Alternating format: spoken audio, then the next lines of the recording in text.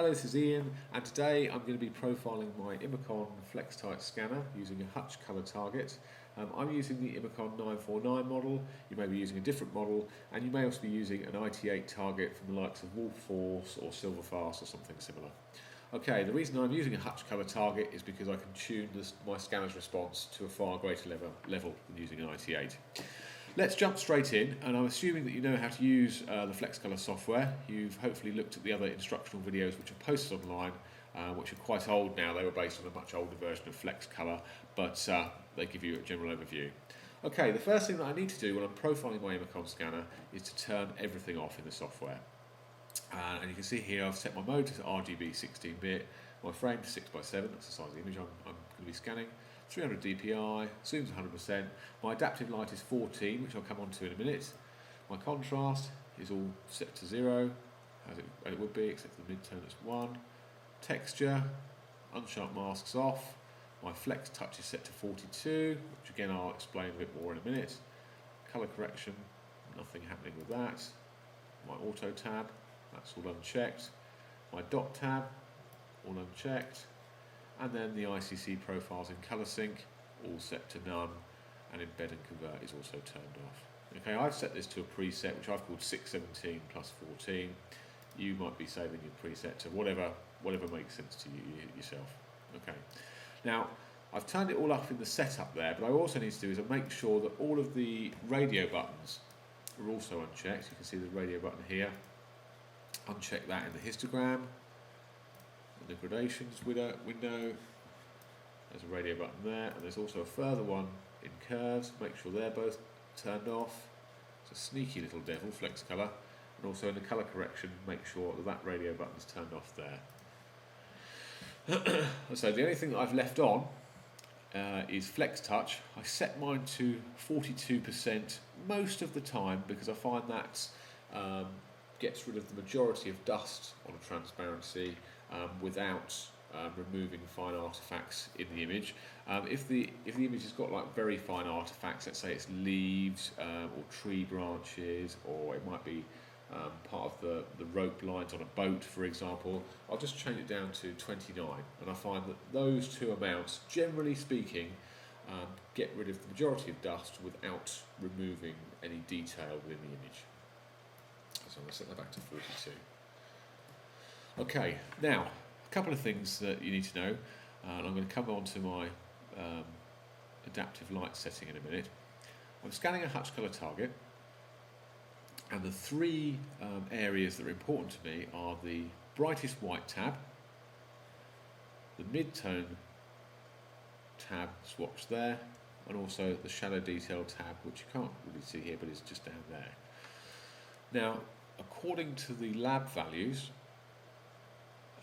in the Hutch colour reference file, the brightest white should be around an RGB value of 253 to 252. The mid-tone value should be around 100, and this value here should be around 2. Now, normally I would increase the scanner's gamma by either going into the gamma settings or by going into the mid-tone slider here. I'm going to just give you an example here. I'm typing in 1.28, and that would increase the scanner's gamma to bring these levels up to where they should be. But of course, in doing so, you actually lighten up the dark patch. You can see here it was down to sort of 15, 16, and it's now changed. If you look at the RGB value, sort of 29, 25 and 25, which is just, you know, it's way too high. So we need to find a different way of pushing the scanner's brightness up without affecting these dark patches too much. Now, if you're using like a flatbed scanner, like an Epson 750 for example, well, you're really sort of stuck here because all you can do is set the gamma inside the software. The great thing about the Hasselblad is you have this fantastic function called adaptive light, which actually leaves the original inside the scanner for a slightly longer period of time, increasing the exposure without affecting the dark patches. Now this works great on the 646, the 949, the 848, the X5 and the X1.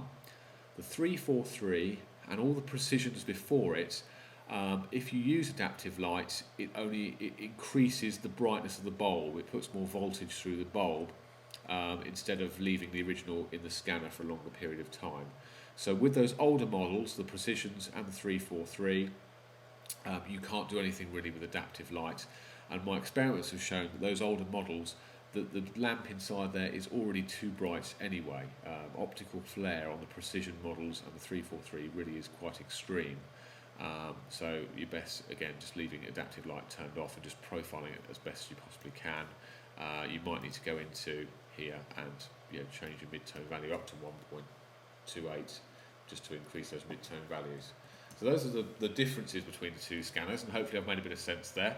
And what I've done is I've scanned using adaptive light my Hutch colour target, and I found, for me personally, a level set to 14 here makes it so that I can get my brightest white patch as bright as I possibly can without clipping it. I don't want it to go to 255, or else I've clipped the highlights. My mid-tone patch here, as you can see, is 100, 96, 107, so it's as close as I can possibly get it. And my dark patch is 16, 13, 13, so that's as close as I can get that down to black using that method. So what I'm going to go and do is generate a TIFF file from this. And just so that you're aware, to get this setting, you can't preview the scanner using adaptive light to get the adaptive light up right. You've got to keep making a full scan. And I save all of my scans as 3F, so you've got to keep making a full scan with adaptive light to make sure you get the adaptive light at the right setting. If you just use the preview function with your scanner, you'll never get adaptive light set to the right setting.